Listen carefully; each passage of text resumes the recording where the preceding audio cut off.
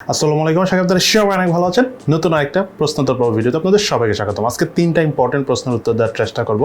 তার মধ্যে মোবাইলের দাম কেমন বাড়তে পারে, নাথিং ফোন নিয়েও কিছু ইম্পর্টেন্ট প্রশ্ন রয়েছে, সব কিছু নিয়ে আলোচনা করবো। বাট একটা গুড নিউজ প্রথমে দিয়ে রাখি, সেটা হলো রিসেন্টলি জার্মানিতে একটা নতুন টেকনোলজি নিয়ে কাজ করা হচ্ছে। সেটা হলো ট্রেনের লাইনের মধ্যে তারা সোলার প্যানেলের মতো দেখতে একটা কিছু দিয়ে ট্রাই করতেছে যে সেখান থেকে বিদ্যুৎ উৎপাদন করা যায় কিনা। রেলগাড়িগুলি রেল লাইনের উপরে যে নর্মালি চলতে থাকবে ট্রেন আর কি, সো 1 কিলোমিটার যদি তারা চলে সেখান থেকে 0.01 মেগাওয়াট বিদ্যুৎ উৎপন্ন হবে। সো এটা যদি সাকসেস হয় তাহলে বেশ ভালো পরিমাণের বিদ্যুৎ সেখান থেকে উৎপন্ন হবে, অর্থাৎ ট্রেন লাইনের ভিতর দিয়ে ট্রেন লাইনের উপর দিয়ে যখন ট্রেন চলবে সেখান থেকে একটা বিদ্যুৎ উৎপন্ন হবে এবং সেই বিদ্যুৎটা আমরা সাধারণ ইউজের ক্ষেত্রেও ইউজ করতে পারবো। সো এটা অনেক বড় একটা বিষয়, এটা নিয়ে এখন টেস্টিং পর্যায়ে রয়েছে। যদি সাকসেস হয় তো পুরো পৃথিবীতে একটা নতুনত্ব আমরা দেখা পাবো ইলেকট্রিসিটির ব্যাপারে। যাই হোক, আমাদের আজকের দিনে নাম্বার 1 প্রশ্নটা হলো নাথিং ফোন 1 ভালো হবে নাকি নাথিং ফোন 1 লাইটের জন্য আমরা ওয়েট করব। এই প্রশ্নটা মেইনলি আপনারা যেটা করেছেন আমি বুঝেছি, সেটা হলো নাথিং ফোনের দাম যেহেতু অনেক বেশি, নাথিং ফোন 1 লাইটটা তো অনেক কম দামে আসবে। সত্যি কথা বলতে কি, নাথিং ফোন 1 লাইট নামক, অর্থাৎ যে নাথিং ফোনটা এখন বাজারে রয়েছে সেটা লাইট ভার্সন নামক কোনো ফোন এখন পর্যন্ত নাথিং কোম্পানি থেকে বলেছে যে আসবে কিনা এই ব্যাপারে কোনো কনফার্ম নিউজ নেই। রিসেন্টলি ইন্ডিয়ায় কিছু টেক ইউটিউবার এই ধরনের ফেক নিউজ পুরো পৃথিবীব্যাপী ছড়িয়ে দিয়েছে, তাদের থেকে ওয়ার্ল্ডের অনেক দেশও ছড়াচ্ছে। এটা নিয়েও কথা হয়েছে। নাথিং কোম্পানি বলতেছে তাদের এখন পর্যন্ত কোনো প্ল্যান নেই নাথিং ফোন লাইট কোনো ফোন আনবে কিনা। এটা সম্পূর্ণ ফেক নিউজ।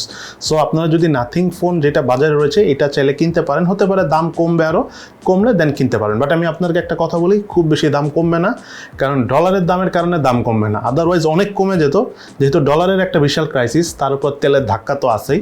সো আলটিমেটলি 40-45-এর মধ্যে থাকবে, যেটা আমরা আগেও ভেবেছিলাম সেটাই হবে। তবে এখানে অনেক বড় একটা বিষয় হচ্ছে ইন্ডিয়ান ভেরিয়েন্টের দাম যদি বাড়ে তো বাংলাদেশেও দাম বাড়বে। তবে আপনাদেরকে আমি আগেও বলে দিয়েছি, ইন্ডিয়ান নাথিং 1 ফোনটা আপনারা নিয়েন না, নিলে গ্লোবাল ভার্সনের ফোনটা নিয়ে ট্রাই করুন। দেন সেকেন্ড প্রশ্নটা খুবই কমন একটা প্রশ্ন, সেটা হলো শাওমি ফোন রিসেন্টলি আপডেট দেওয়ার পর অনেকেই ফিঙ্গারপ্রিন্ট প্রবলেম পাচ্ছেন।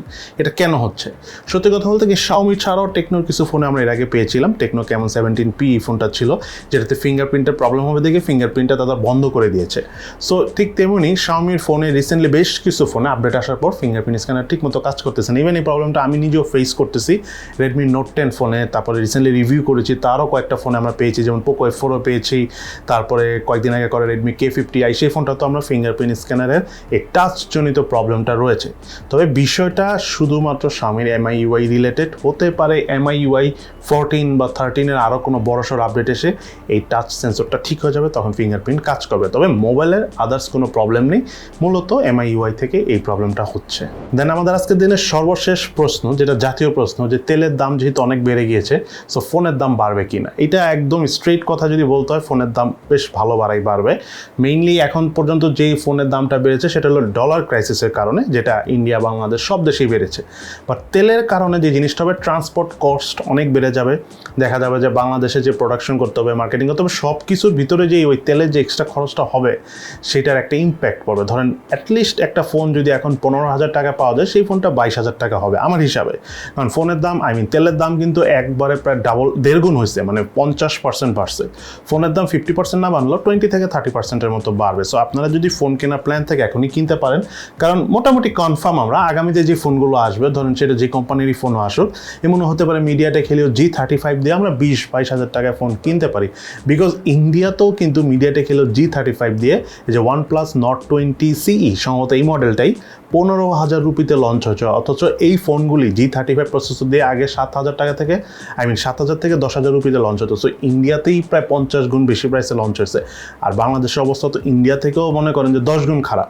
সো সব দিক বিবেচনায় ফোনের দাম অনেক বাড়বে, কিন্তু কিভাবে বাড়বে, এবং একটা বিষয় নিয়ে আমি সবচেয়ে বেশি ভয় পাচ্ছি যে ফোনের দাম বাড়লে তো সেল কমবে। সো সেল কমলে তো মোবাইল কোম্পানিগুলো বাংলাদেশে বিজনেস নাও করতে পারে। সো ওইটা আরও একটা বড় প্রবলেম হয়ে যাবে, কারণ সেল কমলে মোবাইল কোম্পানিগুলো প্রফিট কম হবে, প্রফিট কম হলে তাদের এমপ্লয়ীদের বেতন দিতে পারবে না। সো তারা কেন বাংলাদেশে থাকবে? পৃথিবীতে তো দেশের অভাব নেই।